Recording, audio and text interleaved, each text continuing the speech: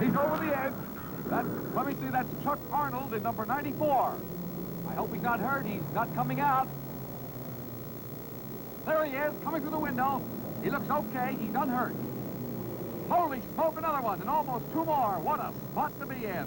That's Tom Bentley hanging on the brink there.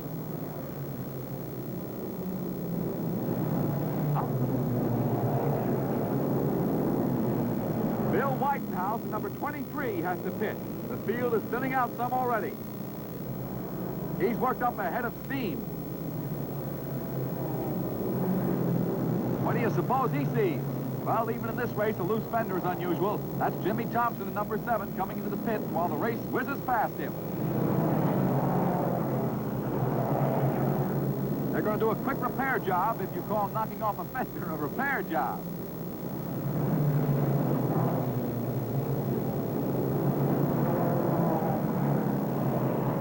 Llewellyn in 47 is still ahead. There's a car with a hood up. Let's see, I think it's Jimmy Thompson in number 7. Yes, it is.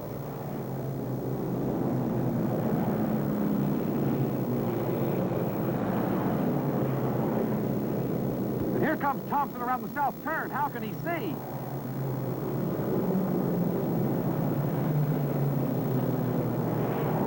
Thompson's back in the pits. Time for another repair job. And this is the way it's done. Who needs a hood anyway?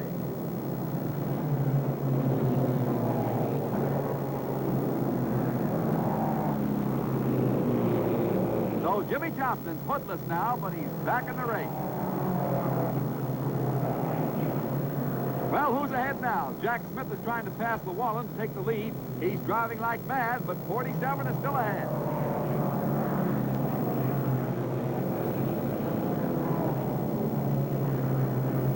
Look out there. Just a little crack up. Takes more than that to worry these boys, though. Jack Smith's gaining a lap on the stragglers now, and still out after Llewellyn. Roy Hall in 222 is still third behind Smith. Woody Coleman's in trouble, but it has to happen to somebody out of 97 starters. This is a rugged race, and believe me, those turns are murder on the cars.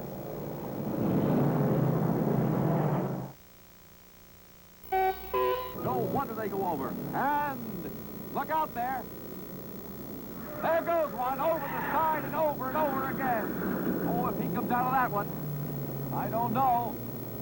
We have it. There he is, coming out okay. That's Art Finkley. Yes, Art Finkley of New Albany, Indiana. Man, they've got me so excited I can't even talk. He's okay, though. Coming out of the turn into the beach is tough going, believe me. Look at Jack Smith sail through the air. B2 is passed, but, well, he's no rocket. Another car stalls in the turn. It's the north turn. It's a hazardous spot. The hazard is quickly removed. NASCAR claims a fine safety record. Not a single fatality in 190,000 racing miles, but believe me, plenty of crack-ups.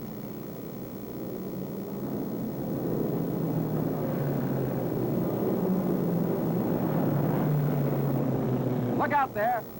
Look out now. Oh, we just about had it. Nearly had another crack up. Boy, I'd say number 668 couldn't avoid that wreck on the hump. He gets away again. Hardly in a manner calculated to win a race.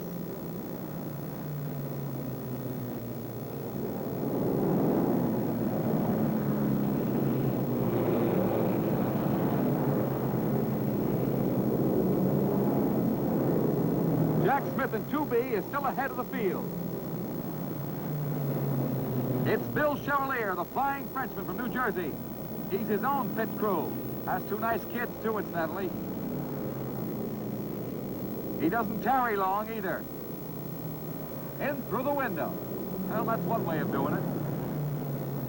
He's back in the race already. Well, there are 60 or 70 cars in the race. Some of these cars are as much as 15 years old, or at least the engine models are. You know, it's hard to tell the age or make of a body because it probably has no relationship to the motor at all. The older models are the sportsman's class. The rules allow the drivers to modify the motors, and of course, the boys are always trying to get another ounce of power out of them. The late model motors, you can't tell them from the outside appearance, are in the modified division.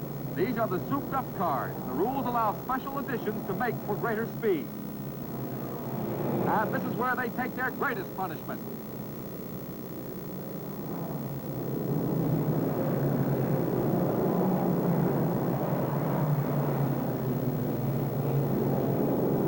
These boys are racing for a total purse of $3,500.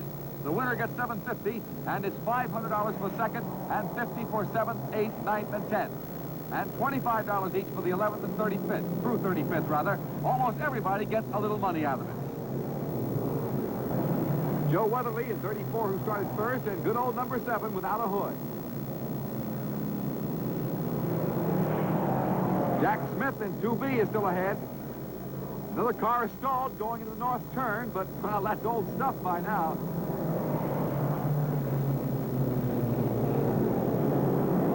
The battle for the lead hasn't let up. It's just different people chasing Jack Smith in 2B.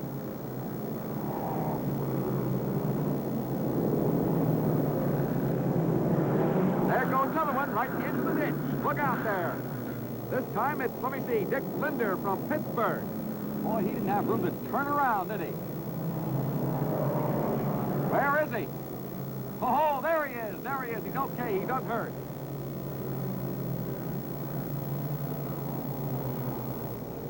Curtis Turner's really pouring the coke to it now. Hardly lets up on the turn.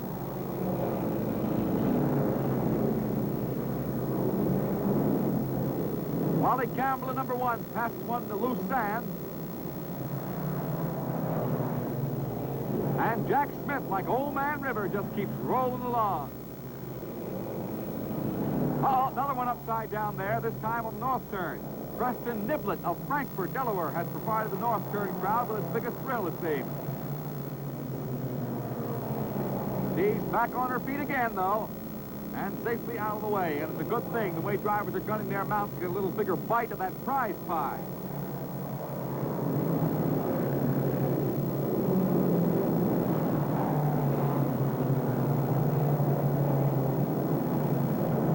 Jack Smith passes another one on the road. Even though he's still ahead, Smith has a dangerously narrow lead. Joe Weatherly in number 34 is after Smith now. He's in the slower sportsman division, too. Not much slower, though, I'd say. These rough turns are making it tough for today's fastest drivers to match the race record of 93 miles an hour. Weatherly's pulling ahead of Jack Smith now. It's a real battle for the lead on the turn. There they go. But on the beach, Smith pulls up on Weatherly in 34 and takes the lead once more. It's the 16th lap, 2/3 of the way, and it's still anybody's race. But Smith is still ahead. Smith's greater speed gives him the advantage on the straightaway, but his brakes are gone and he's having trouble with his gears. He may have to stop for gas soon, too.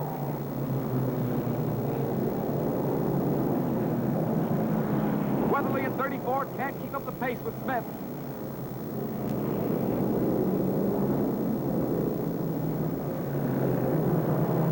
On his 20th lap, Smith has to stop for gasoline. Every precious second counts now. And in a matter of seconds, Smith pulls back into the race, still in time to hold the lead. There goes Weatherly in 34. Smith got away just in time. They're all driving hard and fast now with all the daring and skill they have. The race is almost over. Looking for an exciting new career opportunity? Call now and check out Marine Mechanics Institute's comprehensive vocational training school for marine technicians. Veteran marine instructors teach you to repair stern drives, outboards, and personal watercraft. Financial assistance is available for those who qualify. MMI also offers lifetime graduate placement assistance. MMI's state-of-the-art campus in Orlando is endorsed or supported by all the major marine engine manufacturers. Call toll-free now for your career information kit.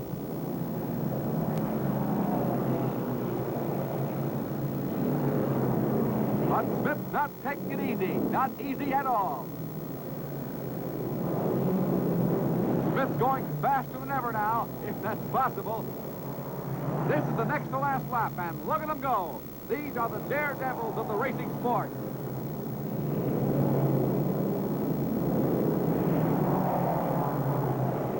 The white flag is out. That means 1 lap to go.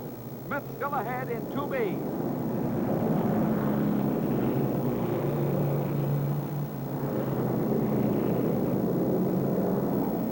You know, that flag is almost as welcome as the checkered flag.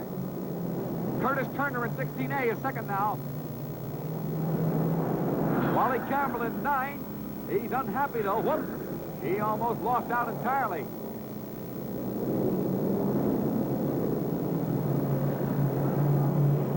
I wonder if Wally Campbell in number 1 thinks he can still do better. Jack Smith pilots in 2B around the last turn. Only 2 miles to go. Turner in 16A and Weatherly in 34 are still running second and third.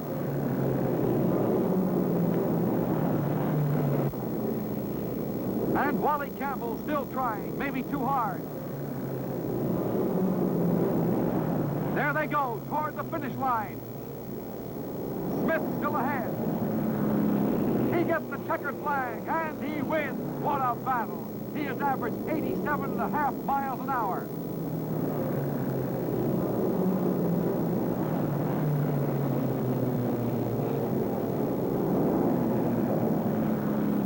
Curtis Turner in 16A is second. Joe Weatherly in 34 is third. Hey, does the excitement ever end? The race is over, mister.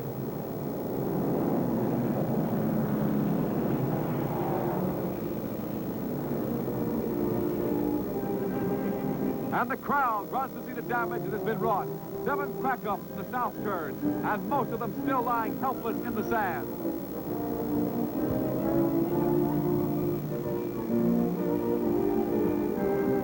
The salvage crew is out already. Most, if not all, of these cars will be patched up and back at racing soon, maybe even this one. After all, it's the motor that counts. Any body will do. Fortunately, no one has been more than bruised. It's been a great day for race fans and drivers alike. Plenty of thrills and little damage.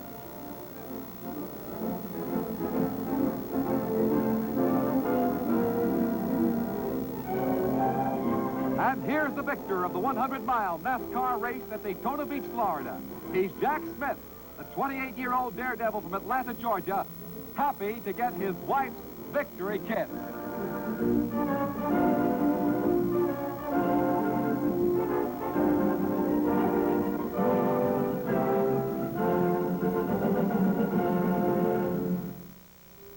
Hey, you knew it was only a matter of time before fighting the wheel.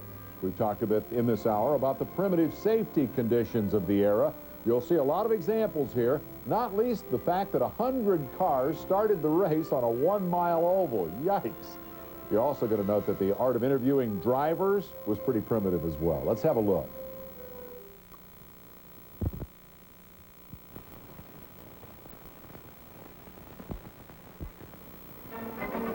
Today is the day of the Poor Man's Racing Championship. It's the 100-mile sportsman stock car finals for local champions who have come here from 14 states, from New England, Florida, and Nebraska.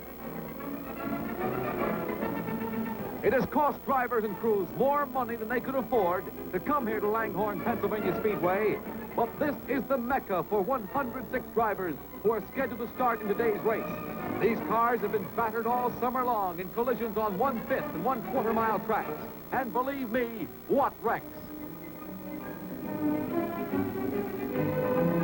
This is the circular track at Langhorne, Pennsylvania. It's called the fastest mile in the world.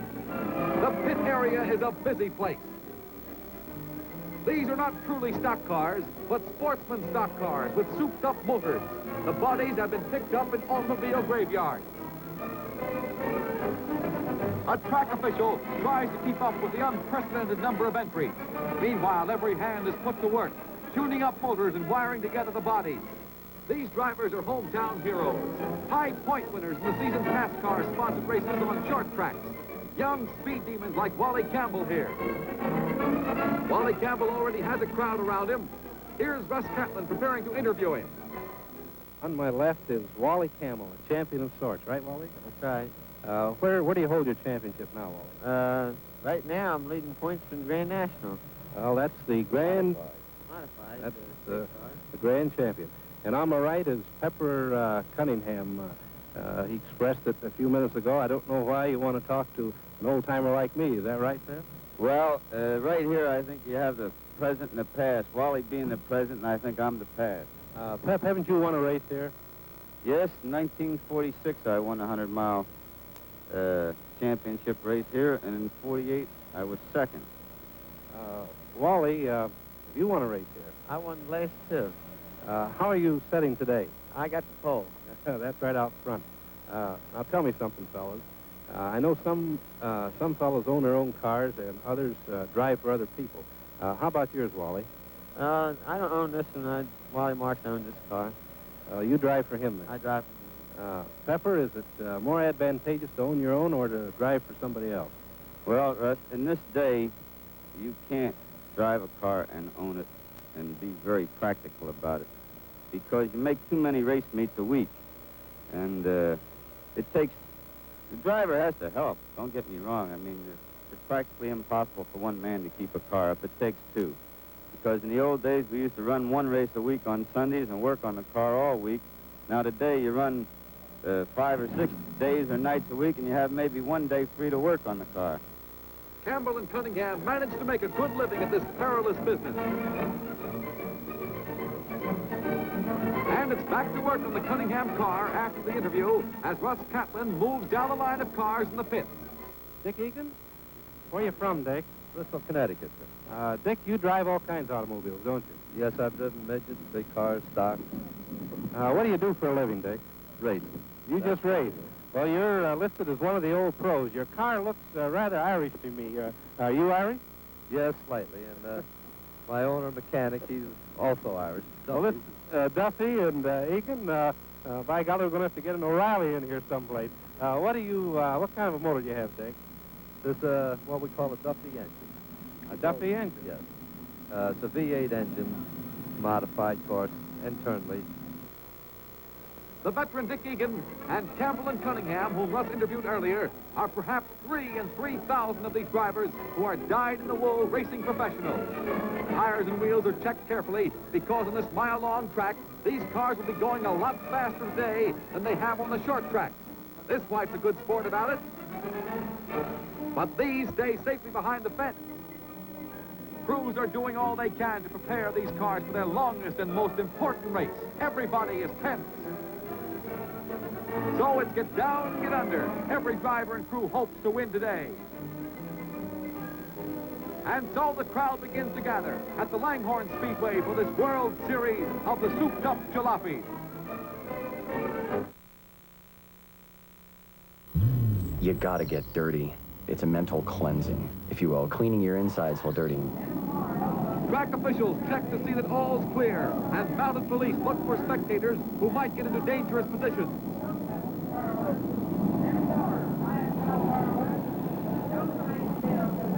This picture is from the pace car, which is moving up to the head of the long line. The cars are strung out around most of the mile-long track. These souped-up motors must be held to 15 miles an hour for the pace lap, and there must be no passing until they cross the starting line after the pace lap. The flagman nervously surveys the large field. Wally Campbell in number 1 and Willie Turner in number 6 lead the parade. These men have been used to driving in second gear on short tracks, but with a mile to race on, well, they'll go into high gear today. Here they come, 106 of them. The race is on. Campbell in number 1 and Turner in number 6 lead the pack around that sharp curve. Look at that long string of racing cars. And Turner in number 6 moves ahead of Campbell. The first lap ends, and Turner in number 6 overtakes the tail end of the field before it has crossed the starting line. Campbell in number 1 is still second. Campbell in number 1 is edging ahead of Turner in number 6, but not for long. The crowd and the partisan rooters in the pit see a terrific battle for the lead.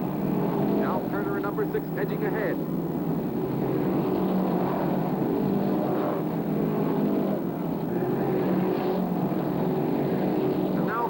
Campbell in number 1. Watch them speeding among the cars like broken field runners in a football game. Turner on the inside of the track and Campbell riding high. The veteran Wally Campbell is pulling ahead. The lead is his for sure now. The motor of number 1 that Campbell's so proud of is roaring ahead. McGrath in 54, Nick Linder in B2. They're bunching up now. Turner in number 6 is quite a way behind. These four can see cars begin to boil up. Some have had to quit already. This is not like the slam-bang races on the quarter-mile tracks. They're making pit stops in droves. The crews jump into action. One puts in oil, another water. Pit crews stay back for safety because cars are pitting fast. Number 76 looks hot. Look out there, a geyser. It's all over for him. Careful there, boy. Back up. You've got to have a clean windshield. The race goes on past him. Preston Niblett in 22D wheels alongside Wally Campbell. The number 1 pulls on ahead and threads his way to the crowded track.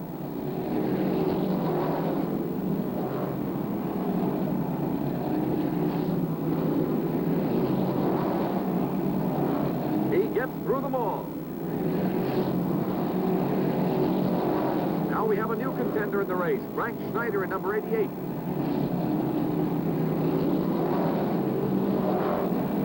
Schneider has really got going, and he's gaining on Wally Campbell in number 1. He's had that $1,000 first place money.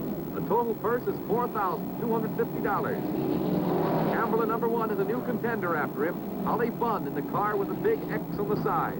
Bunn, the Bristol, Connecticut boy, is squeezing ahead.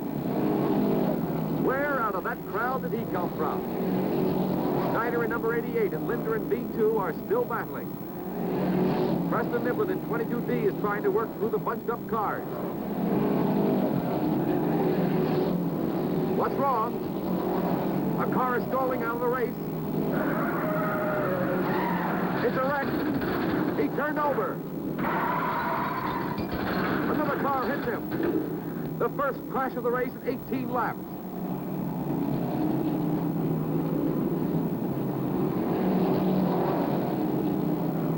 The NASCAR official waves the yellow caution flag. The cars slow down.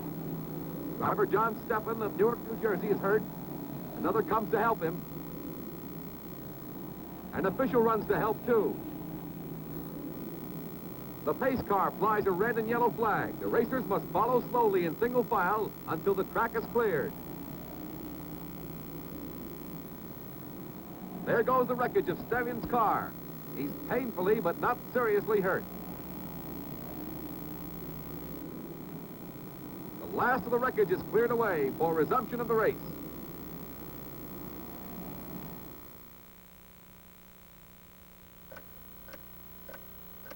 Hey! No, down here. Instead of running out for stamps, shouldn't you be running? And they're at it again. Ollie Bunn's ahead in X, but Campbell in number 1 pulls alongside. They're neck and neck as they go into the sharp turn. Campbell's pulling ahead.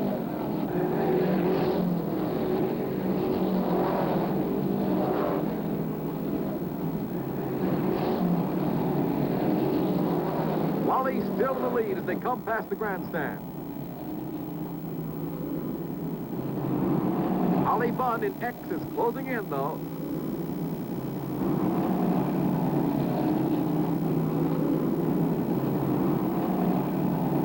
Watch this battle around the curves of this circular track.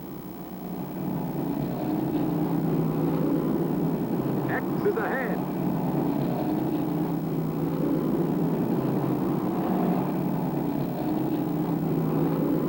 Ollie Bunn in X is trying to increase his advantage.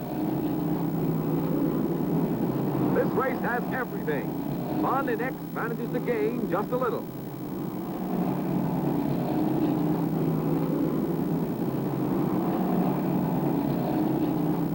Wally Campbell in number 1 is pulling up on Bunn in X. And ahead, now Bunn comes up. And And Bunn goes into the lead.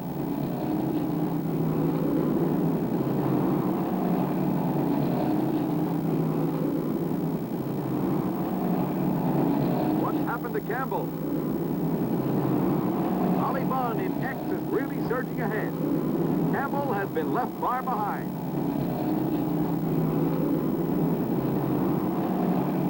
Here comes Campbell in number 1. He's in trouble and has to pit. His crew doesn't waste a second. Same old geyser trouble. And oily dust on the windshield. Meanwhile, Holly Bunn in X is gaining all he can and lapping every car in sight. He passes 2 at a time. But Wally Campbell is now in the race, not by a long shot. Anything can happen.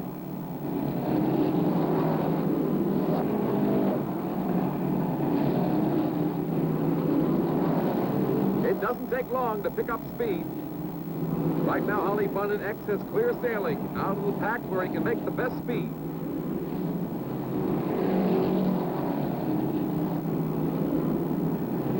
But trouble is dogging Wally Campbell. He's back in the pits before he can really get going.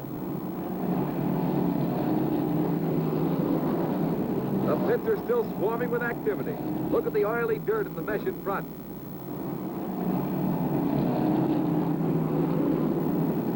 Something's got to be done in a hurry. McGrath's worked up ahead of steam, and number 66, the first steamer we saw in the race, goes back in again.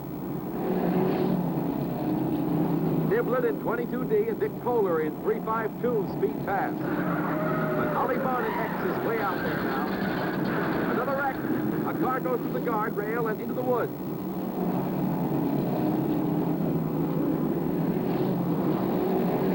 The driver's okay. He waves to the anxious spectators.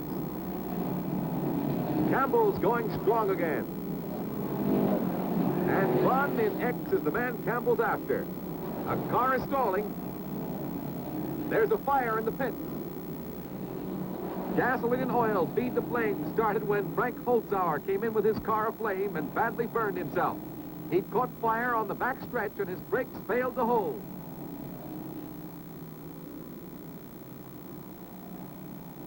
Say those men are going in after another car. Will they make it?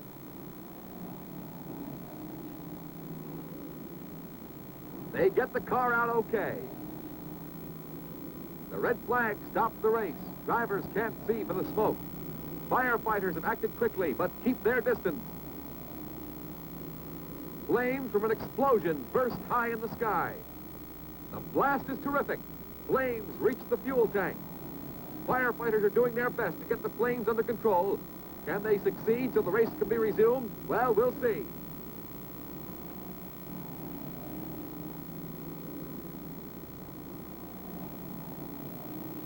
This is what fire has done to this car. Our driver looks pretty dejected about it. Meanwhile, tow cars and crews are busy clearing away stalled cars and wreckage around the track. Here's the one that went into the woods a while ago. Here's the driver all cleaned up. 48 laps have been run. Half the 100 laps must be run before the race can be considered officially completed. They'll have to start again or it's no race. There goes another wreck.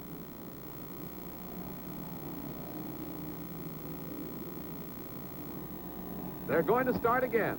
They're all lined up as nearly as possible in the order they stopped. Official checkers have been counting the laps of each car. That's veteran Dick Egan on the right. He's replacing Holly Bunn at the wheel of X. The last of the wrecks comes in to allow the race to go on. Here they come. Egan in X, Frank Schneider of Maryland in 88, Wally Campbell in number 1. 2 more laps and somebody will be an official winner, whatever happens.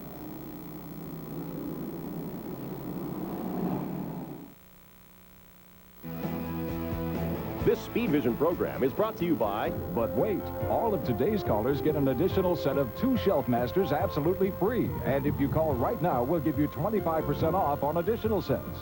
To order Shelf Master for only $19.90 plus shipping, have your credit card ready and call 1-800-942-2992. That's 1-800-942-2992. Sorry, no COD, so call 1-800-942-2992. That's 1-800-942-2992.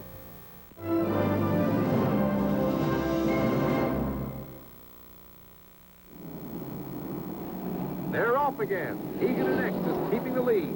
Now Campbell, at number 1, is pulling ahead at 88. Campbell, at number 1, has second for sure now, but he has to gain 5 laps to overtake Egan. Well, that's possible. Egan's experience will be tough to beat, though. Schneider in 88 hasn't given up, and he's gaining. He's even with Campbell in number 1. This battle has been going on all afternoon.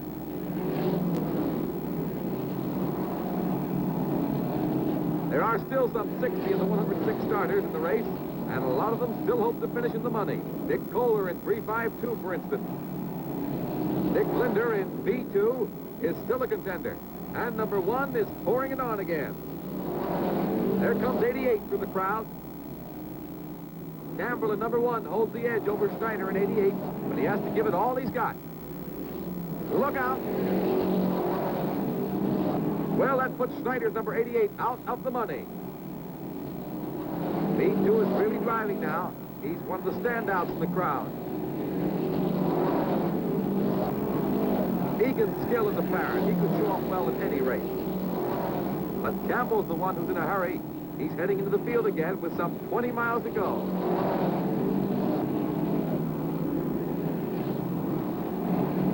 Look at him taking everything in his way.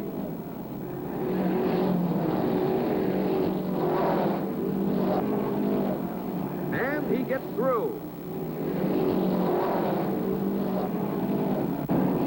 Our cameraman is keeping a close watch on this curve. It's rough. Watch some of the cars as they hit ruts. From the pits, the blackboard signal flashes an okay. Is it really okay? A car hits the wall. Another hits him.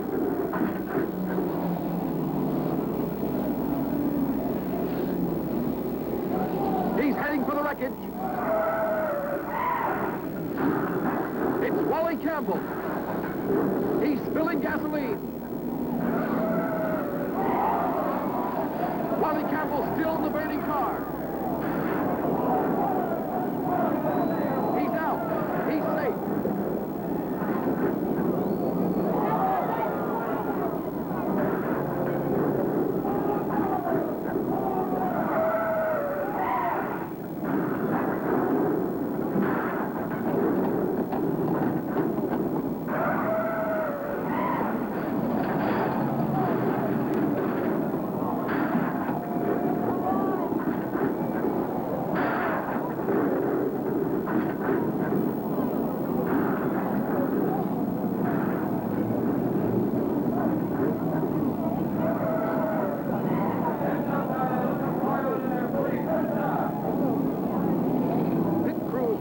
Drivers out of their cars.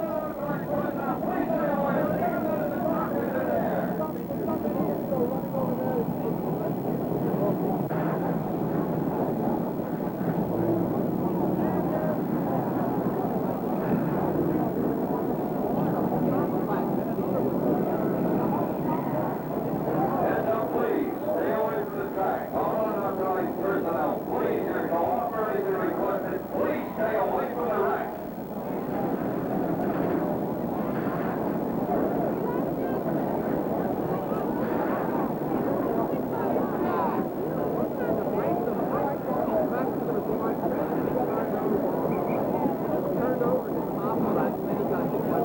This smoking Hulk was Wally Campbell's pride and joy.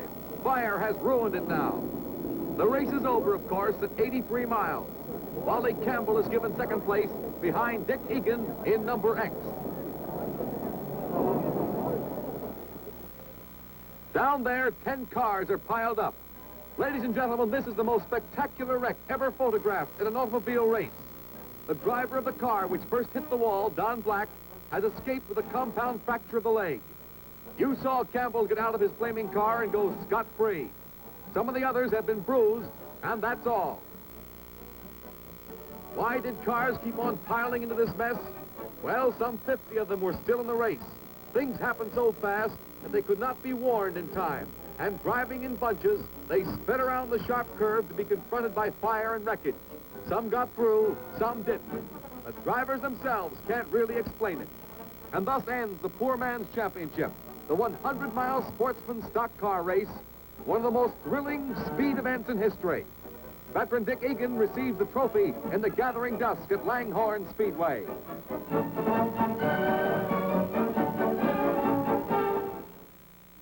You know, that crash went on for more than a minute. Hard to believe, even harder to believe, that nobody was killed. Langhorne was later paved, and that dramatically increased the speeds and the dangers. The place struck fear into the hearts of the bravest of drivers. Mario Andretti once told us a story about racing at Langhorne and about being gripped with the feeling that he would not survive the afternoon. The famous old track has long since been bulldozed, consigned to the pages of racing history, and fortunately for drivers and fans, the primitive conditions that Langhorne exemplified are also part of racing history. I'm Dave Despain. We'll see you next time with another episode of Victory Circle.